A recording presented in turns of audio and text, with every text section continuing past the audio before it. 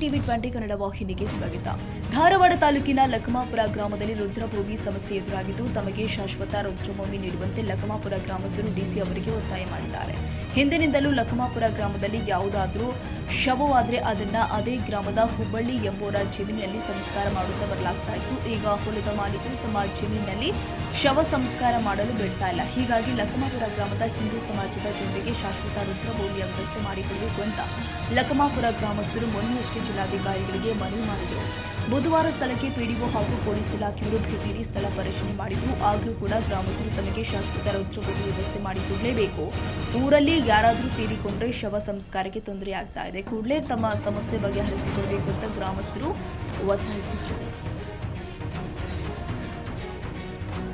ಕನ್ನಡಿಗರ ಮೆಚ್ಚಿನ ನಿಮ್ಮ ಟಿವಿ 20 ಕನ್ನಡ ವಾಹಿನಿ ಇದೀಗ ಟಿವಿಯಲ್ಲಿ ಲಭ್ಯ.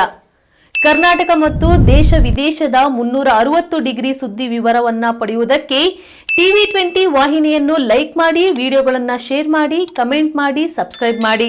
HCN ಕೇಬಲ್ 842 ನಂಬರ್ನಲ್ಲಿ ಹುಕ್ಕೇರಿ ತಾಲೂಕು ಹಾಗೂ ಸಂಕೇಶ್ವರದ ಸುತ್ತಮುತ್ತಲಿನ ಹಳ್ಳಿಗಳಲ್ಲಿ ಲಭ್ಯ.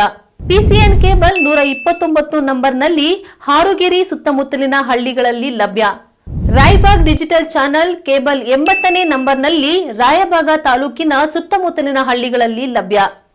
UDCN ಕೇಬಲ್ ನೆಟ್ವರ್ಕ್ ಉಗಾರ ಸುತ್ತಮುತ್ತಲಿನ ಹಳ್ಳಿಗಳಲ್ಲಿ ನಿಮ್ಮ ಟಿವಿ 20 ಕನ್ನಡ ವಾಹಿನಿಯೂ ಲಭ್ಯ.